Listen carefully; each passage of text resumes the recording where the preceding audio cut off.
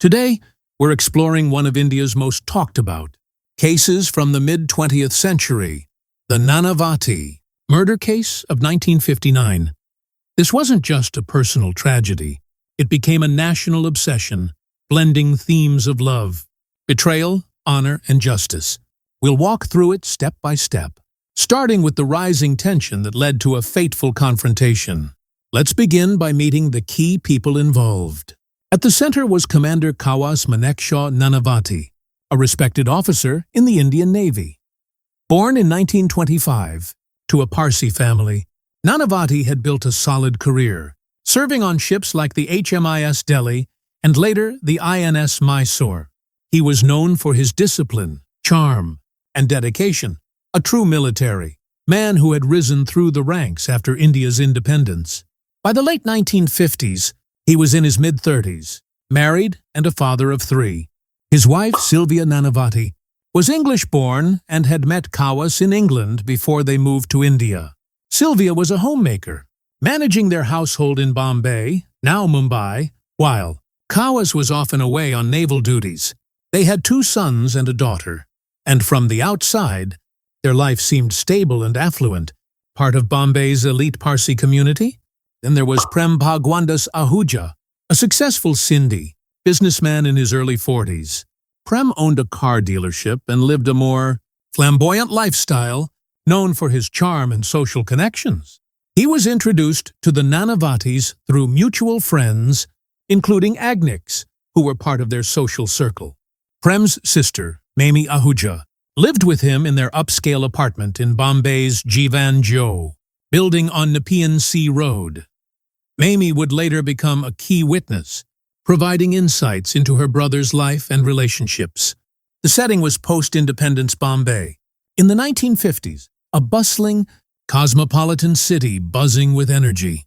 India was still finding its footing after partition, with a mix of traditional values and modern influences.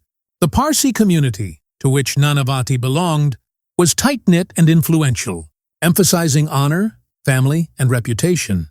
Naval officers like Nanavati enjoyed high social status, living in comfortable quarters provided by the military. Bombay's elite social scene included parties, cinemas, and clubs, where people from different backgrounds mingled.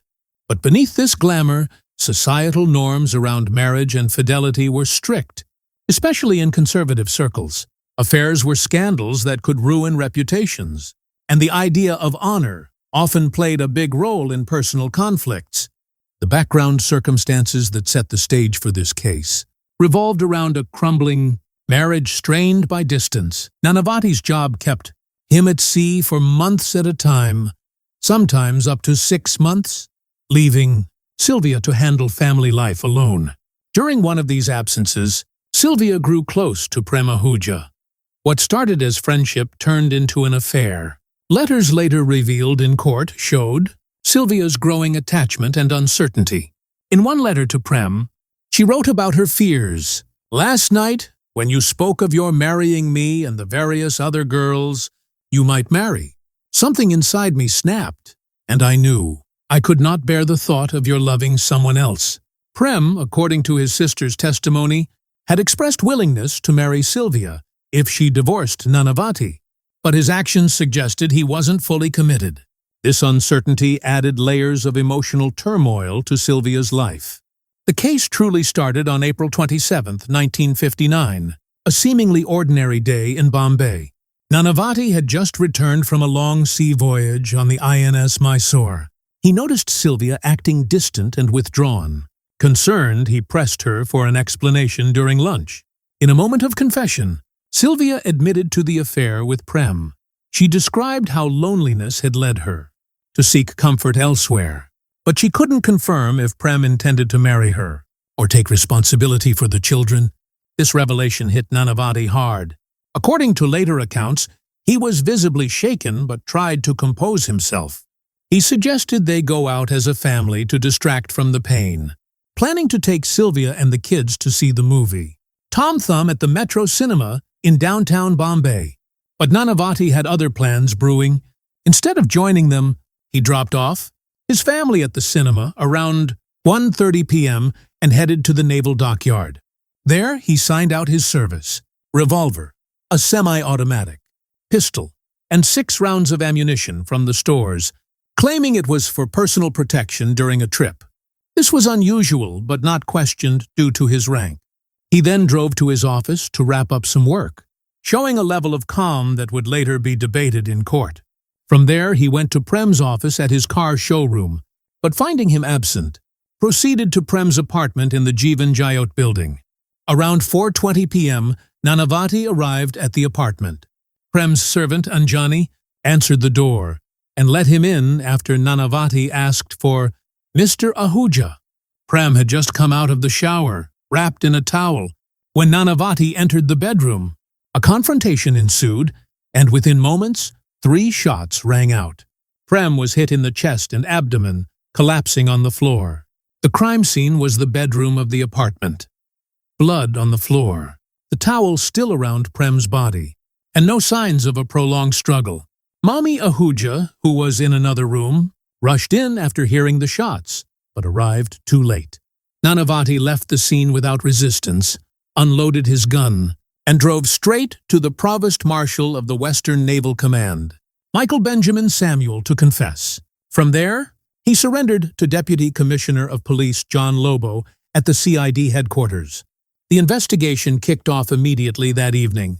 Police arrived at the Jeevan Jayot apartment around 5 p.m., securing the scene and collecting evidence. They found Prem's body as it fell. The revolver bullets matched to Nanavati's gun, and no immediate signs of forced entry or theft, pointing to a personal motive. Forensic teams photographed the room, noting the positions: Prem near the bathroom door, shots fired at close range. Autopsy later confirmed death from gunshot wounds, with no defensive injuries suggesting a fight. Family reactions were swift and emotional.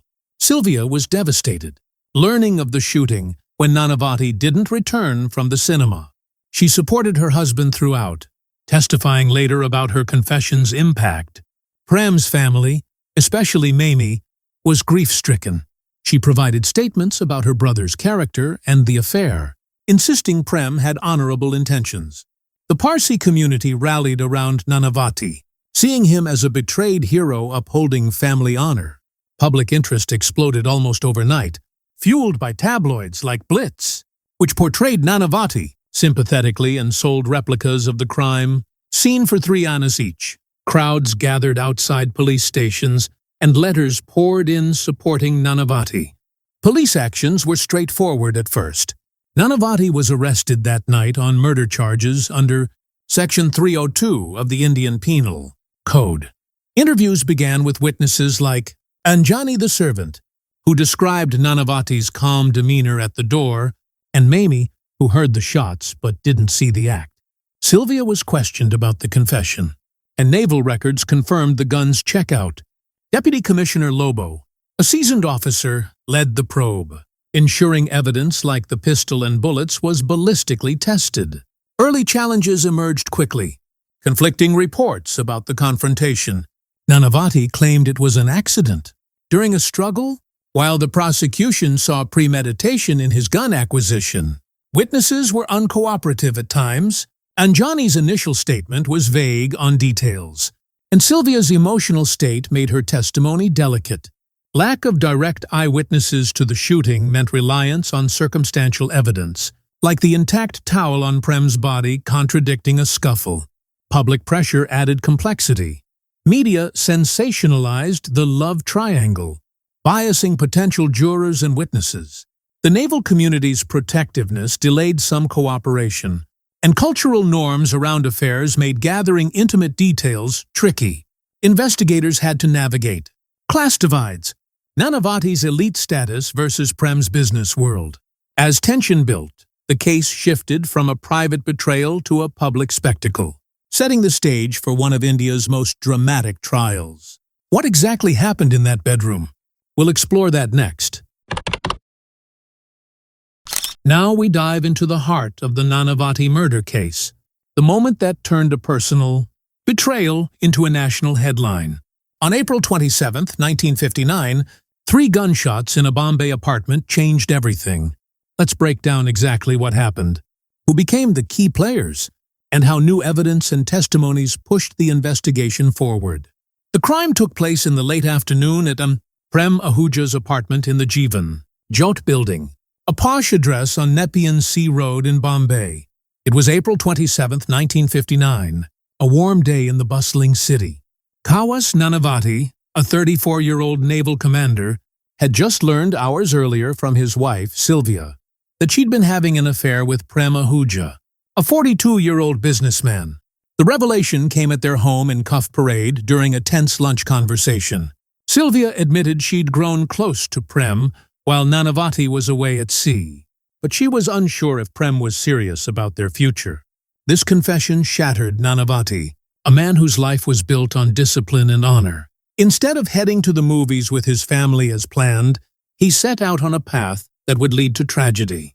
Around 2:30 p.m., after dropping Sylvia and their children at the Metro Cinema, Nanavati drove to the naval dockyard at Lion Gate.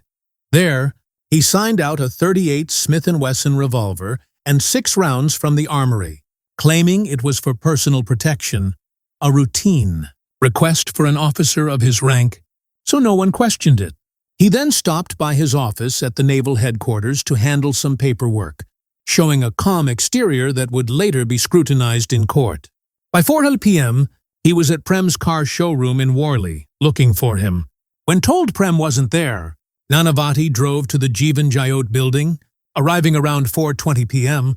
Inside the apartment, Prem had just finished bathing and was in his bedroom, wearing only a towel. The servant, Anjani, answered the door and recognized Nanavati, who asked for Mr. Ahuja. Anjani let him in, pointing toward the bedroom. What happened next is the core of the case, pieced together from Nanavati's statements, witness accounts, and forensic evidence. According to Nanavati, he confronted Prem about the affair, asking if he intended to marry Sylvia and take responsibility for the children. Prem allegedly replied dismissively, saying, "Do I have to marry every woman I sleep with?" This response, Nanavati claimed, enraged him. He said a struggle broke out, and during it, the gun went off accidentally, firing 3 shots. Prem was hit twice in the chest and once in the abdomen, collapsing near the bathroom door. The entire encounter lasted less than a minute. However, the prosecution painted a different picture. They argued Nanavati's actions showed premeditation. He acquired the gun hours earlier, drove to 2 locations to find Prem, and entered the apartment with clear intent. The lack of defensive wounds on Prem's body and the precise bullet placement suggested a deliberate act, not a chaotic struggle. The crime scene supported this. The bedroom showed no signs of a fight. The towel remained wrapped around Prem's waist, and the shots were fired at close range, indicating control. Mamie Ahuja, Prem's sister, was in another room and heard the shots. She rushed in to find Prem lifeless on the floor and Nanavati standing nearby, holding the revolver. He didn't flee. Instead, he left calmly, drove to the naval base, and confessed to the Provost Marshal, Michael Benjamin Samuel, before surrendering to Deputy Commissioner John Lobo at the CID headquarters by 5:30 p.m. Nanavati emerged as the sole suspect immediately. His confession was straightforward. He admitted to shooting Prem but insisted it wasn't planned. He described being overwhelmed by Sylvia's confession and claimed the confrontation spiraled out of control. His status as a naval officer and his voluntary surrender made him a complex figure, neither a typical criminal nor entirely innocent. Sylvia became a person of interest, not as a suspect but as a key witness to the events leading up to the shooting. Her emotional state and letters to Prem, which detailed their affair, became critical to understanding Nanavati's motive. Mamie Ahuja also drew attention, as her statements about Prem's character and intentions contradicted Nanavati's claims of provocation. The servant, Anjani, provided a brief but crucial account of Nanavati's arrival, noting his calm demeanor, which undermined the defense's narrative of blind rage. As the investigation deepened, new evidence came to light.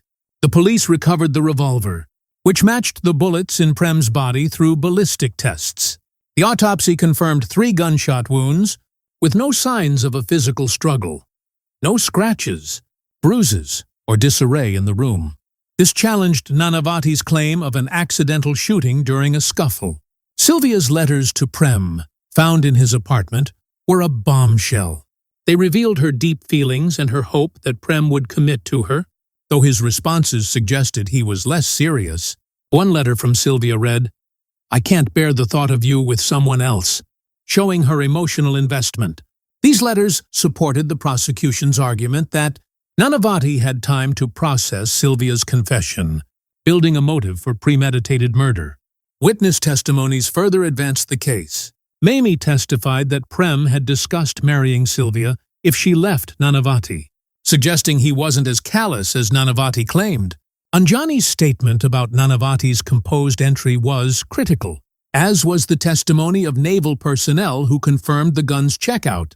Sylvia's account of her confession to Nanavati was pivotal. She described his shock, but also his initial restraint, which the prosecution used to argue he had time to plan.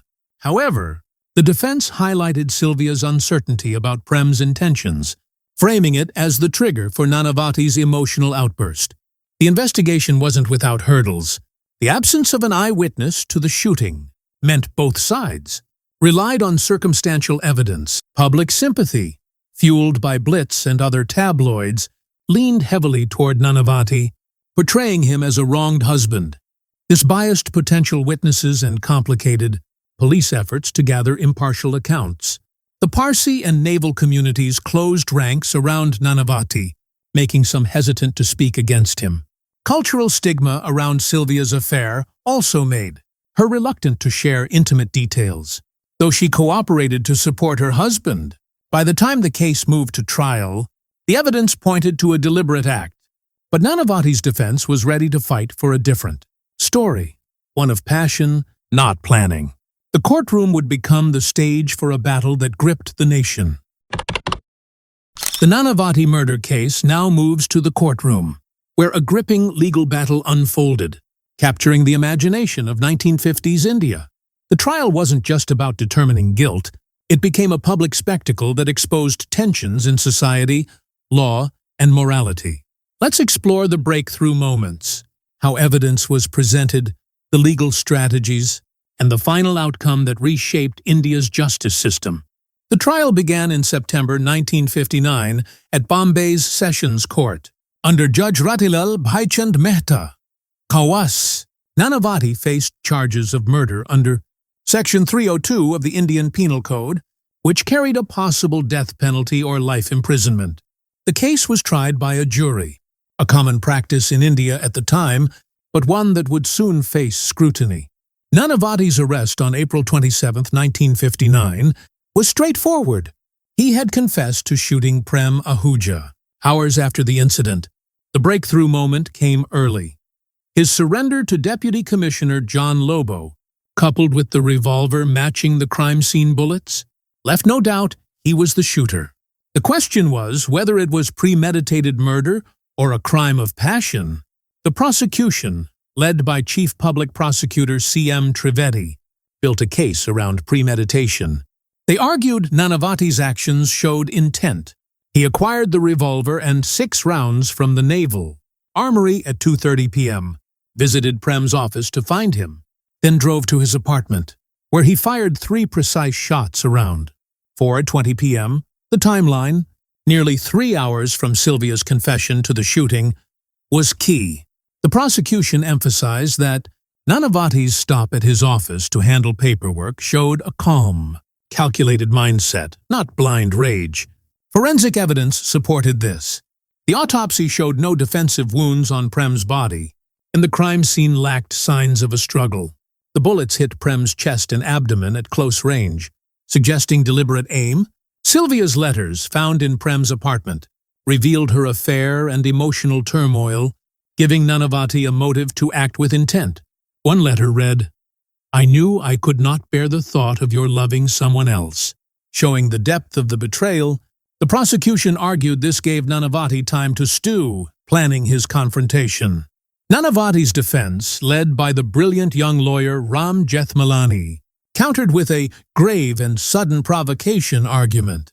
They claimed Sylvia's confession at lunch shattered Nanavati's world, and Prem's alleged dismissive remark, "Do I have to marry every woman I sleep with?" pushed him over the edge. The defense painted Nanavati as a devoted husband and honorable naval officer, driven to an impulsive act by betrayal. They argued the shooting happened during a struggle, making it culpable homicide, not murder, which carried a lighter sentence. Key to their strategy was Sylvia's testimony. She described Nanavati's shock and emotional collapse after her confession, supporting the idea of a spontaneous act. The defense also highlighted Nanavati's immediate surrender, arguing a premeditated killer would have fled or covered their tracks. They downplayed the gun acquisition, noting it was routine for a naval officer. Witness testimonies were pivotal. Sylvia Nanavati took the stand, tearfully recounting how her affair and confession triggered the tragedy. Her letters, while damaging, also showed her confusion about Prem's intentions, which the defense used to argue Nanavati acted out of desperation. Mamie Ahuja, Prem's sister, testified that her brother had considered marrying Sylvia if she divorced, contradicting the defense's claim of a callous remark. The servant, Anjani, described Nanavati's calm arrival at the apartment, which the prosecution used to undermine the rage narrative. Naval officers testified to Nanavati's impeccable character, bolstering the defense's portrayal of him as a man pushed to the brink. The jury, however, was swayed by more than evidence.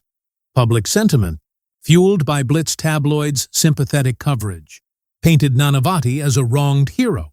Crowds gathered outside the court, and Blitz even sold crime scene replicas, amplifying the drama. The trial's turning point came with the jury's verdict on October 21st. Saturday, 31st, now 1959. In a stunning decision, they voted 8-1 to acquit Nanavati, accepting the defense's provocation argument. The courtroom erupted, but Judge Mehta was skeptical. He declared the verdict perverse, due to overwhelming evidence of intent, and referred the case to the Bombay High Court for review, a rare move.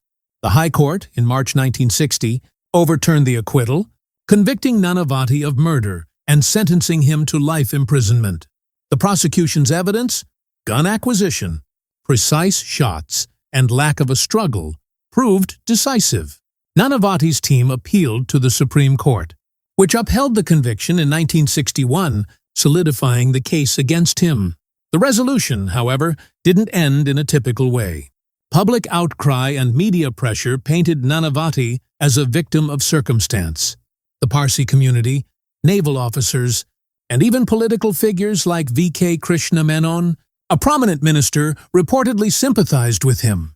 In 1962, after serving 3 years, Nanavati received a gubernatorial pardon from Vijayalakshmi Pandit, the governor of Maharashtra.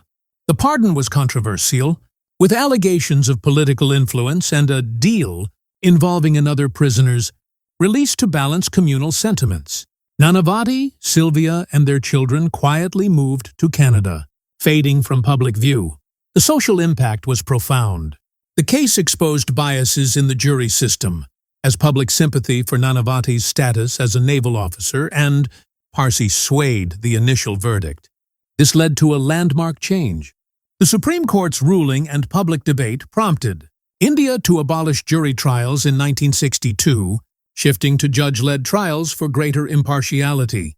The case also sparked discussions about class, privilege, and media influence. Nanavati's elite background and the Blitz campaign gave him an advantage most defendants wouldn't have had.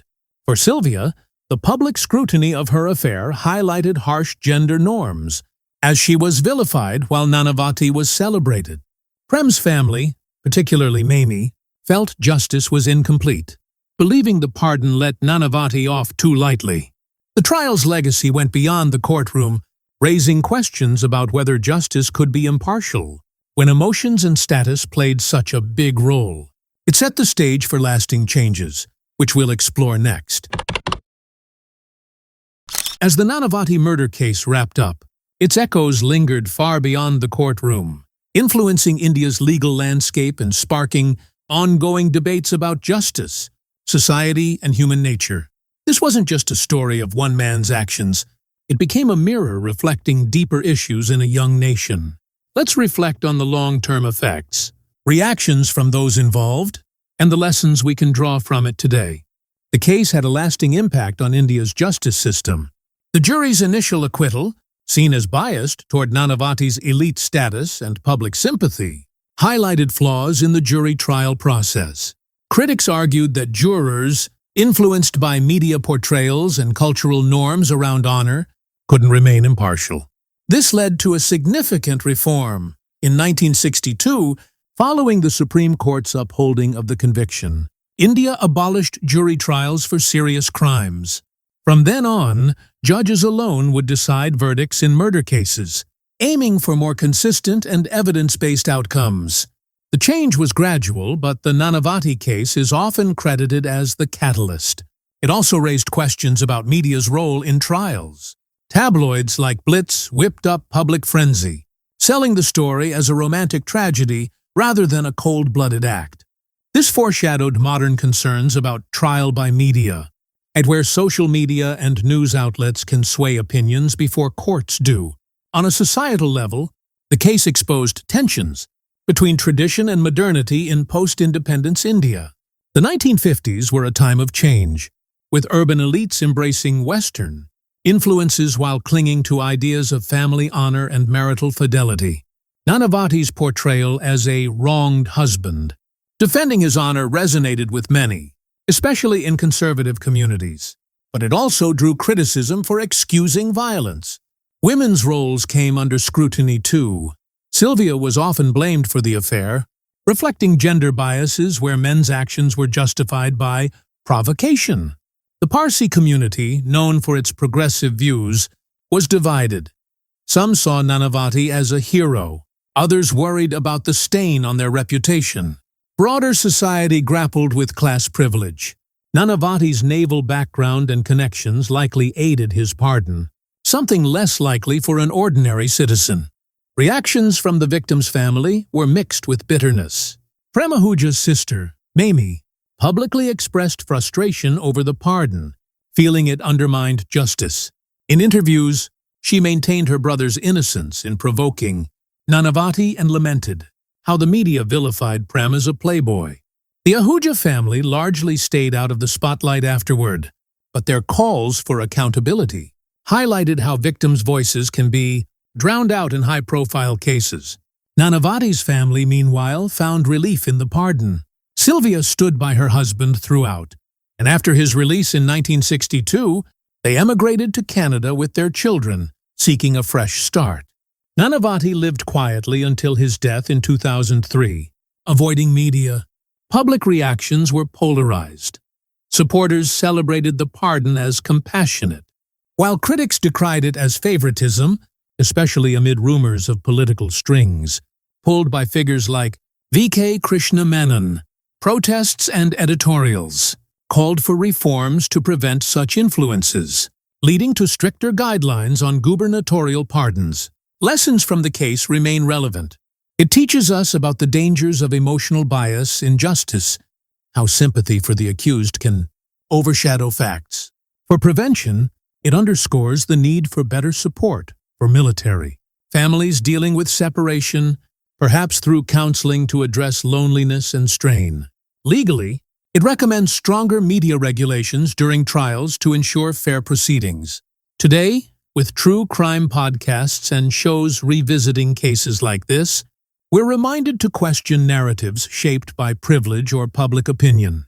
Films like Rustam 2016, loosely based on the story, keep the conversation alive, prompting viewers to ask, does justice bend for the sympathetic?